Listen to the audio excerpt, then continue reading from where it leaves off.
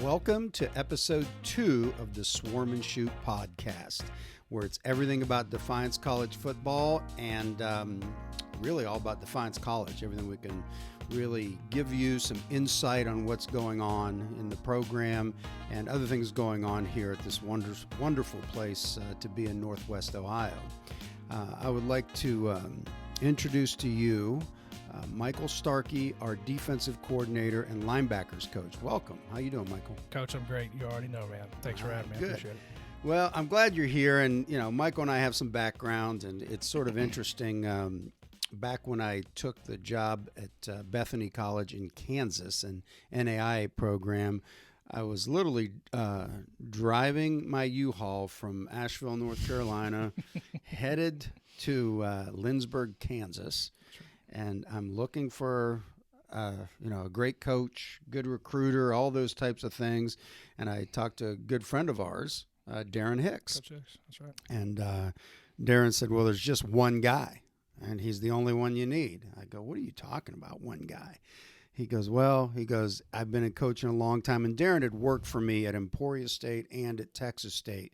And he's from Weirton, West Virginia, and I trust him. You know, he's always been spot on when we talk about recommending, the right kind of people and so forth. So he said, you need to get a hold of this guy. He's at Southern Utah, and you were finishing up there, and you were driving back or something. And I said, so I will call Michael Starkey. So I think I texted you or something, and then it didn't take you very long to get back. And, no. 2 or 3 minutes. Yeah, you got right back to me. And what were you leaving Southern Oregon at the time? I had already left Southern Oregon. I was back in Mississippi. I'd been there for, not even 2 days, maybe a day and a half. And Coach Hicks, helped both of us out. I would like to thank, but definitely helped me out. And obviously Darren's a great guy, and I feel like it worked out. Yeah, no, it was great, and we had a nice run there, really. I mean, in some ways it's very similar to what we've run into here at Defiance College. Absolutely. We got there late. Yes. Not as late as this. Right. And I think we got there, started about April, and we got on board. We got a staff together. Right. I think we signed probably 60, 70 in the first class. From first class, late. April to July. Yeah. Yeah. So we got half draft pretty good. And, really we're taking over a team, and it was hard to recruit, but somehow we did it, and you did a hell of a job with that. And I think part of that process was just getting ground zero set up. Sure. And we didn't have some positions. We just we got a guy injured. We thought we had a quarterback. That's right. Justin Bain. That's right. Got hurt in the opener, and then all of a sudden we got a receiver playing quarterback. And you go through that season, and there were trials and tribulations. I think we started 2-9 that year. Our first year, yep. And then we flipped it the next year. I think we signed over 100 guys. We did. Right, and then went 7-4. Boom, boom, just like that. And I had decided it was time to move on in some respects. But more than anything else, at that point, we had created a bond, and I knew we'd be coaching together at some point. And while I was out at Widener working for Mike Kelly, it's like we were always staying in touch. Absolutely. You were coaching at Dodge City. Yep. Dodge City Community College. Yeah. Out in western Kansas. Yeah, and you were all the way out there. That's and right. You coached some good players there. I did. And you recruited some really good ones as well. And, it's always interesting. You look at it, and your background initially was heavy in recruiting because you also had worked for Ron Roberts at Delta State, who was my defensive coordinator at Texas State. That's right. And, he's a great football coach in his own right, and he's now the DC at Louisiana. He is. It used to be called Louisiana Lafayette for some of you, right? Yep. So, you sort of knew that, what we would be about, and we got the program going. There's a bit of an interlude there where you're at the community college. I get this job really late. At the time, you were not in a position because you were at Henderson State. Henderson State, Yes, yeah. sir. So you couldn't leave, although you're the first guy I called, and we just couldn't do it at the time. It was just late for you, and I understood that. And then, after the season, I was in a position to bring in some new coaches, and you're the first hire I made. I think it was December 1, you were official starting date, but you got here about 10 days before that. That's right. And just got to work. Absolutely. And we got the recruiting process going here.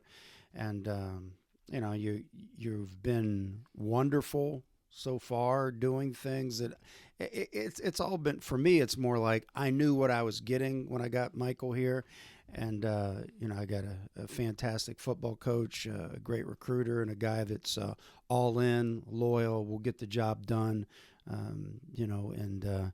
with a little bit of flair. You think about, I always introduce you, when I introduce the recruits, I say from the great state of Mississippi. That's right. Which is pretty neat. I mean, in essence, that's your coaching background. That's right. No question. And I think along the way, you just keep getting better and better, and we're all on a journey to keep improving as football coaches. That's right. And I think when you look at your journey in coaching, and you take a good look at, what got you into coaching in the first place. Why are you a football coach? It's to help young people grow.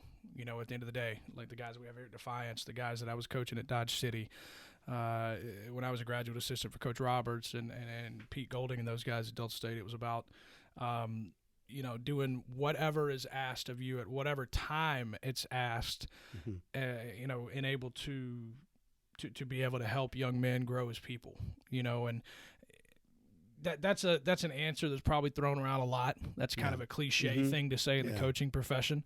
But it's cliche and it's a stereotypical answer because it's the truth. We're coaching here at Defiance, or like I said, wherever I've been before, helping them in any way, in every way that I possibly can, grow as people, grow as young men, as fathers, as brothers, as sons, as, husbands one day, and those types of things. That's why we do what we do. We want to help put these young men and for other coaches, young women as well, in as good of a position as we can while we have them in intercollegiate athletics to be able to have success for the rest of their lives. Yeah, without a doubt. I mean, and that's why I think people want to do this. Sometimes in the profession, guys get caught in it for the wrong reasons. Now, the next thing, regarding your journey in coaching and so forth, and you've alluded to some of these guys, but just in a nutshell, if you look at the guys you've been influenced the most by, if it's defensively, just what, who are the guys, who's that group, either you had a great relationship with, you learned from them, style of defense. When you look at the defensive side of the ball, who has influenced you the most? Yeah, 3 defensive coaches, literally off the top of my head that have influenced me the most defensively on and off the field. You just alluded to him a second ago, Coach Roberts, Ron Roberts, who's now the DC at UL Lafayette, Louisiana. He was our head coach at Delta State, tremendous guy to work for, taught me a lot. Defensively, like I said, on and off the field, time management, all the facets and sides of running a top-level college football program. So he's definitely a guy that, I consider a mentor and a guy that taught me a lot of things, and like I said, how to build a college football program the right way. And then Pete Golding, who was our defense coordinator at Delta State, who is now the defense coordinator at the University of Alabama. Learned a lot from him. A lot of the on the field things, the coaching cues and the buzzwords and the some schematic things and just how the verbiage that you use in coaching. A lot of the things that I say, a lot of the things that I do on the field, specifically I got from those 2 guys, and then another defense coach that really helped me and also kind of mentored me a little bit. More recently than those 2 guys was a guy named Patrick Callahan. He was our defense coordinator at Dodge City. Got a lot of good things from him. Coach Callie's in his early 70s, 72 years young, and he's seen and done a lot of things in this profession, and spent 40 35 years maybe in junior college football. Oh, wow. In California and in Kansas and up at the College of DuPage in Chicago. And, just taught me a lot. He taught me a lot of, especially on the field things, some things that I hadn't been exposed to before, which was great to work with him for 4 years. Mm-hmm. Let me ask you now, as we stay in the realm of defense, and you talked about some of your influences, and from my perspective, what's important when I bring in a defensive coordinator is it's got to match up with the offense we're going to run. That's right. And I think when the full offense is clicking and all that stuff's happening, we're really looking to make sure that we have a defense that is aggressive. That's right. We're not a bend don't break type deal, and that's always like that style of defense. Yes. I think I initially, I've been around some really good defensive coordinators. Guys like Bob Stoops, I think, did a great job, and at Kansas State with us, and then Greg McMackin did a great job at Texas Tech, and then there's another guy, Greg Gigantino, when I was at Hofstra, was basically on the forefront of a lot of blitz packages and bringing it. And Absolutely. we had good players there to do that, but he understood how to utilize that stuff. So in that vein, when you think about coaching defense in our system, which is all sides of the ball, what are some of the things that come to mind to you? Like, what is your philosophy of playing defense? At the end of the day, it's a couple of different things. We've got to take away, what the offense does well. If they are, obviously if they like to run the rock and they're going to try to pound it between the tackles, we've got to come up with a game plan. We've got to recruit to that. We've got to be able to do the things to take away what they do, what they want to do. We want to obviously do what we do within our scheme, which is going to be, pressuring and playing our base and making a lot of things look the same and things like that. But at the end of the day, we've got to take them out of their element and try to keep them from doing what they want to do. If they've got an impact type receiver, we've got to point our arrows at him when we're watching film and things like that. We've got to dissect that. We've got to figure out what his strengths are, what his weaknesses are. And we've got to match up our defense and sometimes maybe massage a couple things to take away what they want to do, to take away, if it's a spread team and they like to throw it around and things like that. We've got to eliminate, as much spacing as we possibly can. We've got to eliminate, the ability for them to get the ball to their top guy or two, whatever means that is, whether it's, quick pressure, whether it's doubling a guy here or there, whatever the case is. But like you said, at the end of the day, we do want to be aggressive on defense. We are going to be aggressive on defense, and I'm perfectly okay with that. That's what we did at Delta State. That's what we did at Dodge City. So a lot of the defenses that I'm, taking some parts from and kind of combining what I know, what I think we can be successful with here, come from being aggressive, come from attacking the quarterback. So that's a lot of what we're going to be doing here at Defiance. And then that was the expectation the moment you knew you were coming. That's right. And I think we've been able to put together a fantastic defensive staff for you to work Absolutely. with. You look at a guy like Javon Johnson coaching the secondary, Dr. Jeremy Taylor with the defensive line, with those guys specifically. And then you got a good GA, that right. played for us, Brian Mestre. Yes, sir. And when you think about that group, because it'll be your first time with those specific guys, Sure. What, how do you deal with that as a coordinator, getting them all on the same page, seeing things as we see it? Yeah. It's funny because a lot of, buddies that I've talked to in different places that remember their first time as a coordinator on either side of the ball, whether it's offensively, defensively, or whatever, when I tell them I've got 3 guys on my defensive staff that I'm responsible for that have never coached college football before, the first thing that they do is they're kind of taken aback from it. They kind of balk at it and they're like, well, wait a minute, no. Let me round the picture out for, I talk about Jovan and Coach Johnson, how he's got NFL experience. He's got Power 5 experience being a cornerback at Iowa. He has seen so much and done so much, and he's such an intelligent person, and he's such an incredibly hard worker, especially in the film room and defensively and things like that. We've talked about so many things in the couple of months that he's been here. And a lot of the stuff that we're going to be doing, especially coverage-wise and things like that, he understands because he's done it before. He's had it coached to him, whether it was with the Steelers or with the Jets or when he was a Hawkeye at Iowa, or if he was, in the CFL the last couple of years when he was up there. He's done a lot of the things that we've done. Now he's just got to figure out in his young coaching career how to best, portray those things to players that he's now responsible for. Oh, yeah. And then Jeremy, Dr. Taylor, who's our defensive tackles coach, and Coach Mestre, our defensive GA, who's going to be responsible for our defensive ends. Brian's played it.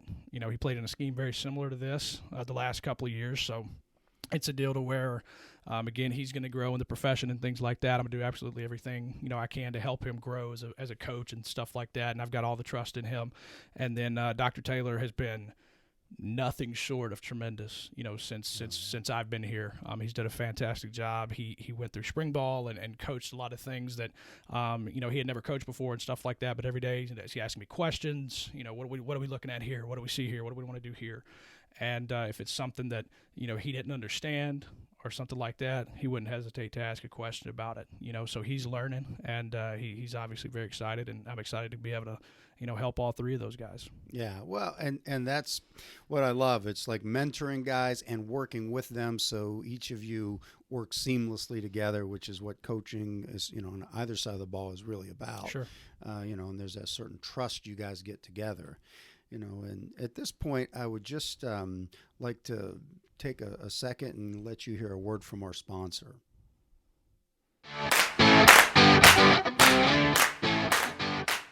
This is Manny Matsakis, the head football coach of the Defiance College Yellow Jackets. Defiance College is located in beautiful Northwest Ohio. We have a tremendous campus here, and we're led by Dr. Rich Ann Mankey, our president. Her team has created a renaissance here in recent years that has built our reputation on academics and student life. We have a wonderful opportunity here for you to find your life's calling. Make sure for you to become a Yellow Jacket, you take the time to contact one of our friendly admissions counselors so they can walk you through the process to find your life's calling and become a Yellow Jacket.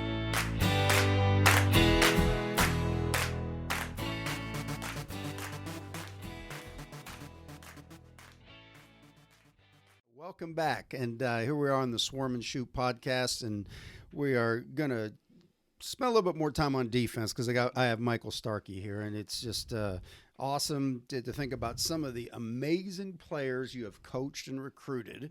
Mm-hmm. Sometimes you'll tweet something out, or you'll send me a text message, hey, look at what Gary Johnson's doing. These different guys. That's right. And when you think about, like, you're going to be specifically, other than just running the defense, you'll be specifically working with those linebackers. Mm-hmm. And you have great experience coaching some fantastic players at that position. Mm-hmm. What does it take to be a linebacker in our defense? It's number one, the trait that I look for, especially when a guy gets here. Obviously in high school, when you're evaluating high school film, senior film, junior college film, even if it's a transfer type guy, a guy that can run, a guy that can strike in our defense, a linebacker that can cover man, because our linebackers are responsible for a lot of man coverage concepts and principles in our defense and things like that, obviously with the high pressure, defense, like things like that. But the number one thing that I look for when a young man gets on our campus, whether he's a freshman, whether he's a senior, is just coachability. A guy that will take coaching, apply it in indie drills, take the coaching from there, apply the indie drills to defensive situations, and then from defensive situations to scrimmage situations and game situations. He's got to take that coaching and do everything he can to apply it the correct way with the maximum amount of effort that he possibly can to make our defense work. You know what I mean? And then obviously our linebackers, we like for them to be able to run. You talk about the athletic traits. A guy that can run, a guy that can uncoil his hips, destroy a blocker, a guy that can strike, whether he's tackling or whether he's taking on a blocker and things like that. And, at the end of the day, it boils down to coachability. A guy that will take coaching and apply it to the football field. Yeah, and that's the key in developing these guys. Man, we're going to have we will by far, and I've said this before, be the youngest college football team in America this year at any division. Yep. I mean, 80% of the roster is freshmen. Yep. And that's what we're dealing with.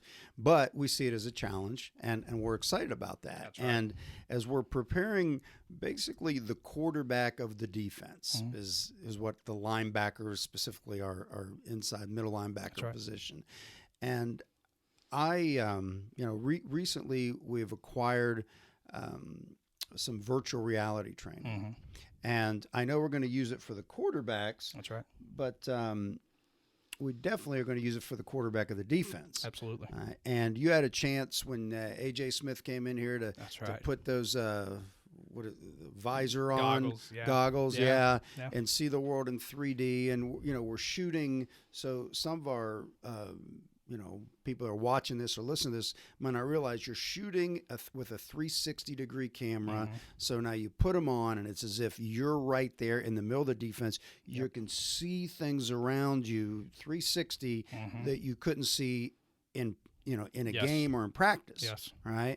And I look at it from a defensive perspective, like, my goodness, we can identify formations. Yes. Recognize any nuances in what we're seeing up front, So how do you foresee when we get into training camp with our linebackers that you would like to utilize this virtual reality training? Yeah.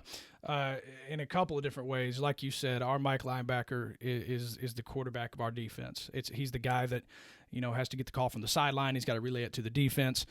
He's got to boss people around, in our recruiting visits and our official visits. When I talk about the defense, after you talk about the offense, talk about our linebackers. I've asked the same question almost every visit. Who are the best Mike linebackers that have ever played the game?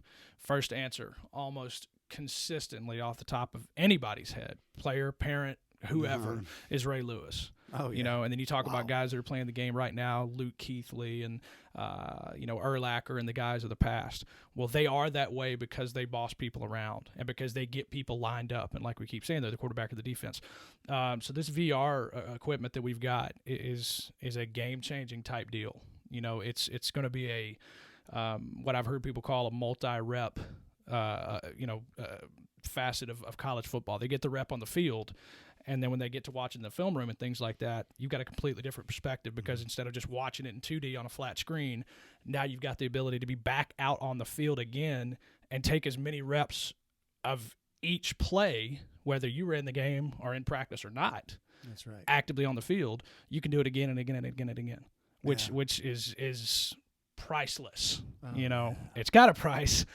But it's priceless as far as we are concerned. For us. That's right. We're doing. So for our Mike linebackers, it's about getting people lined up. It's about seeing the formation. It's about seeing the play develop and things like that from a completely different perspective.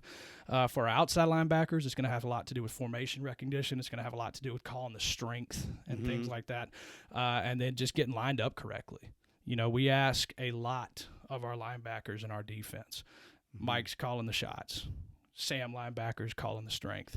Will linebacker has pre-snap communication to make as well.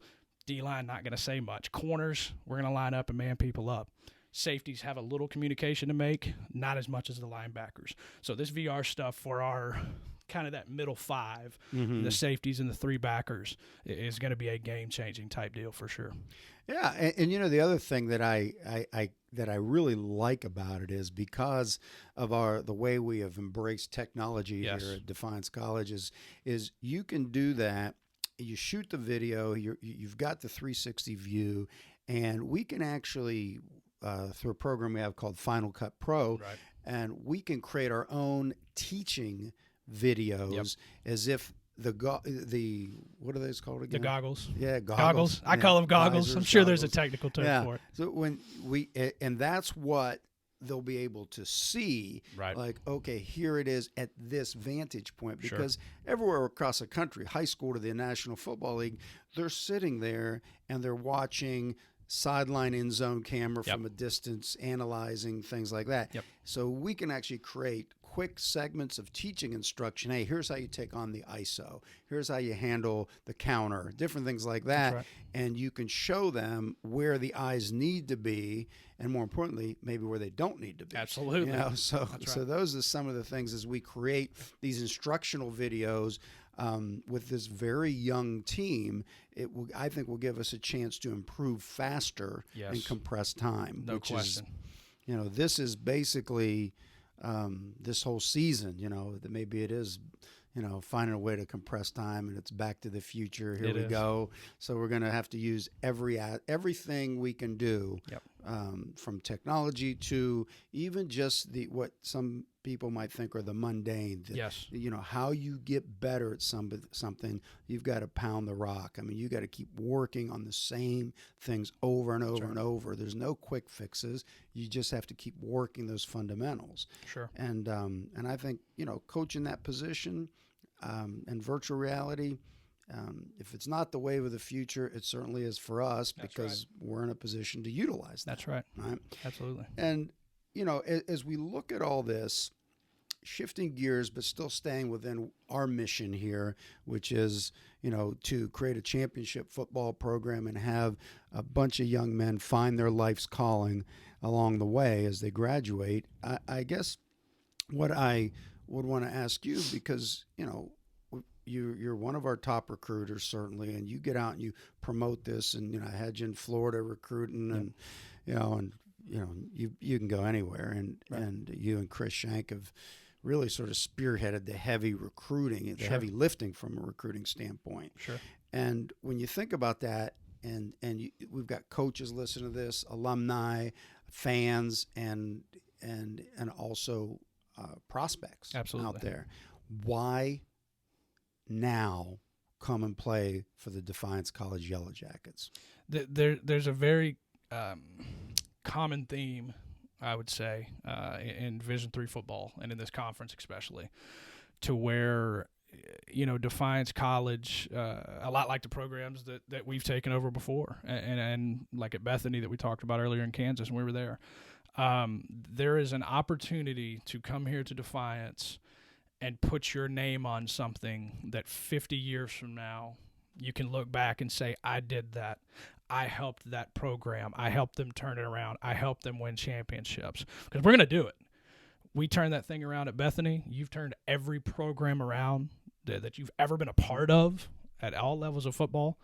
So we're absolutely going to do it here. It's not a matter of if, it's a matter of when and how quickly we can compress time, That's right. To steal a phrase. But, helping young men grow into grown men is what we do. It's also what college football in general does. It teaches core values and principles and life techniques and things that, regardless of where you go in a classroom, you're not going to learn some of those things. Mm-hmm. Now, you're not going to learn biology out on the football field, so there is some crossover, obviously, and there's also not. But the young men that we're going to be recruiting over the next couple of years here are going to have such a tremendous opportunity to come in here, play immediately, play for a coaching staff that's turned programs around all over the country, get an incredible quality private school education, and also have a chance to compete for championships, because that's what we do, and that's what we're going to do here at Defiance. Absolutely. And as you've heard me say at other places, it's basically, it's our catchphrase. That's right. You can either come here and be part of something special, or you can go somewhere else and read about it. That's right. Because it's about to happen. Absolutely. We're on a collision course with destiny, and I think the awesome part of what you're talking about that's pretty neat to me is we have a group of alumni out there that played in the late 60s. Yes. We've got the 1966 team and the That's 1969 right. team. That's right. Every year, second week of June, they do the Barnyard Open. And, and they get together. There's 40, 50 guys get together. And, we have the privilege to address that group, which is so much fun. Because you're talking about guys that went undefeated. Yep. And there was a run here back in the 60s, in the late 60s, and you've got a guy like George Smart, who's the quarterback of the 66 team. You got some guys were freshmen on that team and went undefeated again in 69. Yep. I've been fortunate to meet a bunch of these guys. You've got guys that play in the National Football League, like Ben Davis, played for the Cleveland Browns and Detroit Lions. Yep. And it's like we have some tradition here, and albeit, the great tradition may have been during that time. We've had some other fantastic players along the way and some championship programs, teams coached by some good guys. And I think you're right. Those guys to this day are still our biggest donors that support the program. Absolutely. And I'm just excited to have a group like that, excited as much as we are about the direction of the program. For sure. And so that's fun. And I guess to conclude this, okay, so you got here, Thanksgiving time. Sure. Right? You see Defiance, Ohio. Occasionally, you got to put a winter jacket on in the winter.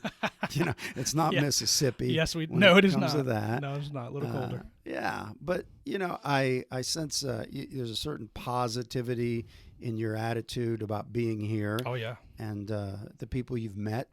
Yes. The places in town you've had the good fortune of checking out. Absolutely. And doing that. What is it about Defiance that you enjoy the most about the town? Yeah, I'd say the people that are here. When you go to a smaller private school, whether it's Division III, Division II, NAIA, whatever the case is, you go to smaller towns, you go to smaller college campuses, smaller student bodies, those types of things. You normally get a very generic sense of being there. Yeah, I'm here and I'm coaching or I'm teaching or I'm working or whatever the case is, whatever your profession is. Here at Defiance, it's a, we've got a smaller student body. We've got a smaller private school that is a Division III institution, but we've got a town of 20,000 people. And the people that I've met in this town, I've met the mayor, I've met the sheriff, I've met the people across the street at Panda Express, as wonderful as they are. Everybody has been unbelievably positive, and you can really, really genuinely tell that there is a sense of people wanting to be a part of what we're doing. There's a very genuine sense of people wanting to be a part of the program again. There's people wanting to get to know us and get to meet us and hey, what's going on? How was practice this week? And what's so and so. I went to high school with his little brother, and he says he loves it. And, those types of things. And there are very few places where I've been before where if I'm wearing Defiance college football or Delta State or whatever it is, where you go out in town and people will stop you and people will pull on your shirt and say, hey, how was, how was your official visit last week? Oh, yeah. How many guys did you have? And, all that, can we help? And those types of things. And it's been that way for 5 months, literally since the day I got here. Oh, and yeah. it has been awesome. The people here are great. The alumni are more involved than almost every place I've coached at in my 12-year career. So it's been awesome, and we need the town, we need the alumni, we need those people. Oh, yeah. And it's funny as you say that. It's interesting. We had a recruiting weekend, I think it was in February, and you pick up the Crescent News newspaper. Oh, yeah. And it's February now. The Super Yes. Bowl's over by a couple of weeks when Right. we did it. And there's like a 2-page spread just about our program. Yes. And what's going on. Yep. And I was like, whoa. Mm-hmm. I'll tell you what, Columbus, Ohio, they're not giving a 2-page spread on the Ohio State Buckeyes. No, they are not. In February. That's right. So it's like that gives you an idea of the enthusiasm and the direction of where this program is going to go. Right. So we're excited about that. And I concur with what you're saying. I mean, without a doubt. Just want to wrap this episode 2 up of the Swarm and Shoot podcast. And our next guest will be a fellow that's actually coached at more places than I have, and his name is Ernest Wilson. Ernest is our associate head coach, and he coaches our superbacks primarily. And he will give you some insight of what it was like to be on a staff with Joe Paterno, and so many other people. So that'll be a fun journey through a coaching career as well. Mm-hmm. And thank you very much. And Michael, thanks so much for joining the podcast. Go Tucker.